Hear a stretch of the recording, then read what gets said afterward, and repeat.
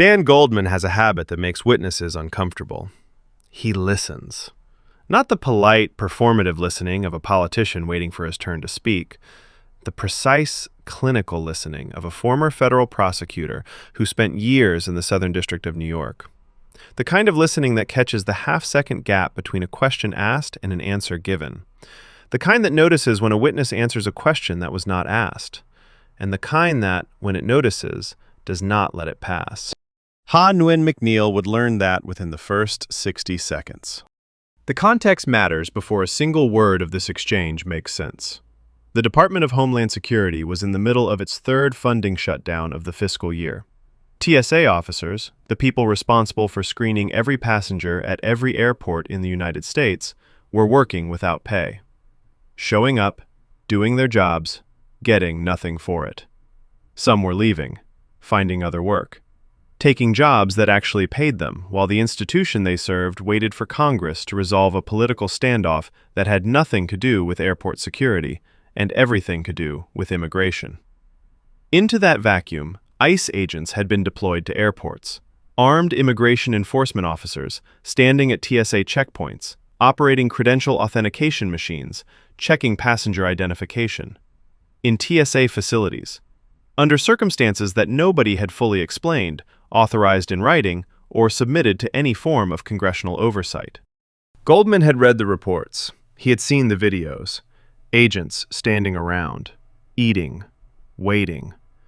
And at least one incident, captured on camera, shared widely, of an ICE agent arresting a woman in front of her daughter at San Francisco International Airport. Inside the secure area, inside a TSA facility, during what was supposed to be a passenger screening operation. He had one question, and he was going to get an answer to it. Administrator McNeil, would you rather have a fully funded TSA so that your own officers are paid for the work they are doing, or would you rather have ICE agents assisting TSA at airports during a shutdown? McNeil's response came with the practiced phrasing of an administrator navigating a question she did not want to answer directly. I would like to have all the hardworking men and women of the Department of Homeland Security be paid for the work that they do. Goldman looked at her. That wasn't my question.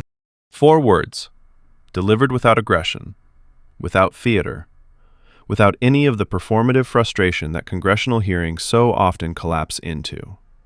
Just 4 words that drew a clean, unmistakable line between what was asked and what was answered. And then he asked again, would you rather have your agency fully funded so everyone can be paid and work, or would you rather have ICE officers assisting you at airports? McNeil tried again. If DHS is funded, TSA will be funded. Goldman didn't move. Would you rather have that, or would you rather have the ICE agents who are at airports right now? McNeil paused. I think that if we don't want ICE agents, Goldman cut through it immediately. It's not a complicated question, ma'am. It's not a complicated question.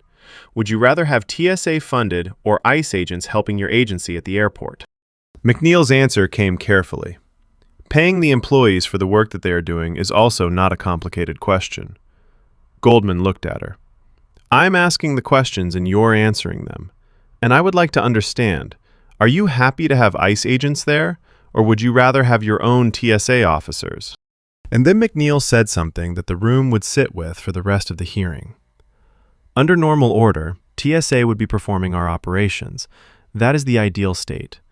But I am also thankful for ICE for being there to help alleviate the burden that our workforce is feeling, because we are in the 3rd shutdown of this fiscal year. Thankful. That was the word she used. The administrator of the Transportation Security Administration, describing armed immigration enforcement agents operating credential authentication machines at airport checkpoints, using the word thankful. Not satisfied, not comfortable, not assured of their training or their protocols or their authority. Thankful. Because the alternative, her own people doing their own jobs in their own facilities, required funding that had been withheld 3 times in a single fiscal year. Goldman was not done. So you're happy to have ICE there. Even though, as far as we can tell, there are videos of them standing around, yawning, eating candy bars, or tackling and arresting a woman in front of her daughter in the San Francisco airport.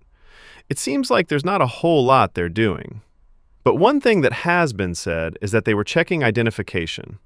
Do you have any concerns about passengers whose identification is being checked by ICE agents, armed agents, who may arrest them? McNeil said the ICE agents were helping in a multitude of different ways. That the credential authentication machine at the travel document checker was one thing they were helping operate. That they were doing so under TSA protocols and standard operating procedures. TSA protocols. Standard operating procedures. Applied to ICE agents. Armed immigration enforcement officers. In a secure airport terminal. Checking the identification of passengers who had already cleared security. Under the supervision, nominal at best, of an agency whose own staff had not been paid in weeks. Consider what that actually means.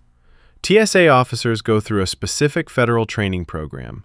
They learn how to operate screening equipment, how to identify prohibited items, how to de-escalate tense situations in a high-volume public environment, and how to move thousands of people through a checkpoint without creating the kind of disruption that grounds flights and backs up terminals for hours. They are not immigration officers. They are not trained to assess visa status or evaluate travel documents for immigration compliance. Their job is aviation security, threat detection, getting people on planes safely. ICE agents are trained for something entirely different: arrests, enforcement, immigration law. They know how to detain people, how to process them, how to execute removal orders.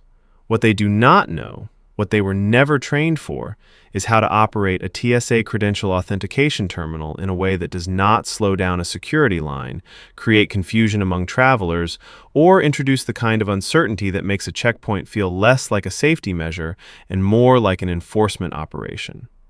Those are not the same thing, and conflating them, even under emergency circumstances, even with the best intentions, creates a situation that serves neither mission well.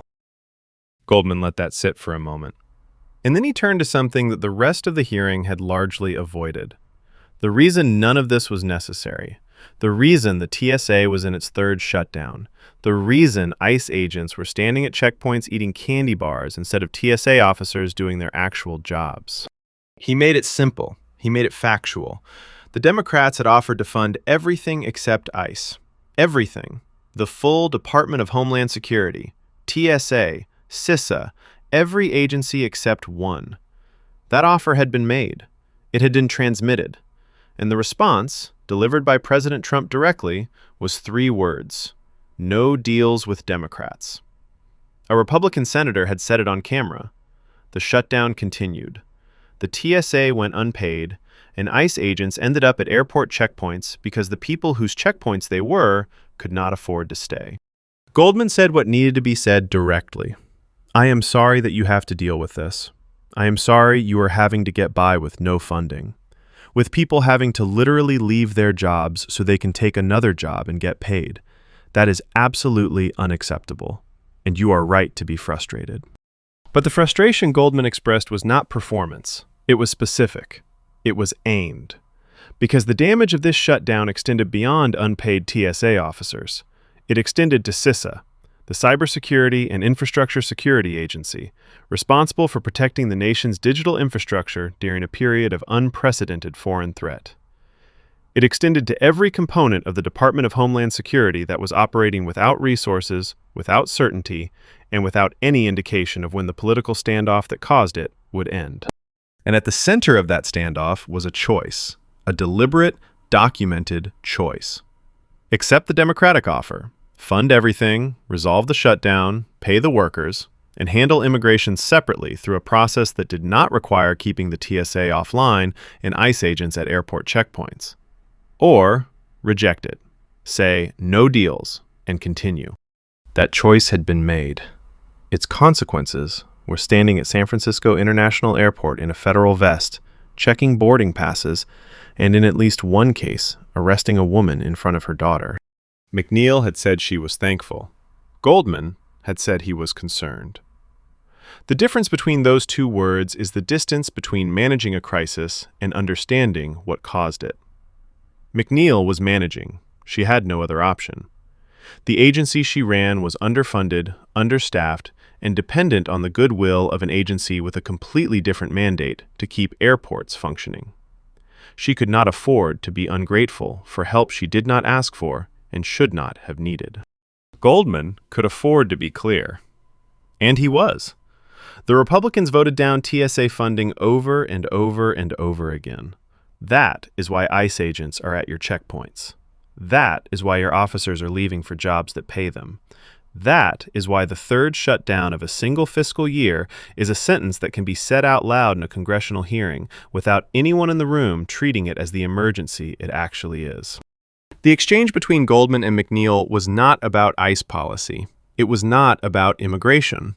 It was about what happens to the institutions that hold the country together when the funding that sustains them becomes a political bargaining chip. The TSA is not a controversial agency. Its mission, keep weapons and threats off commercial aircraft, does not have a partisan opponent. Nobody in Congress is arguing that airport screening should stop. And yet here was its administrator, in front of a congressional committee, explaining that she was thankful for ICE agents with candy bars because her own people had not been paid. That wasn't the question Goldman asked at the start of the hearing, but by the end of it, it was the only answer that mattered. Fully funded TSA officers doing their jobs, or armed ICE agents filling a gap that should never have existed. Those are not equivalent options. They are not a reasonable trade-off. They are the product of a deliberate decision to reject a funding agreement because it did not include a political victory on immigration. And the people paying the price for that decision are the ones who show up every day to make sure the planes are safe. And now, apparently, the passengers those planes are carrying, at least some of whom are being stopped, questioned, and in some cases arrested by enforcement agents whose presence in that space nobody formally authorized, nobody fully explained, and nobody has yet been required to justify under oath. Goldman yielded back. The record contains the rest.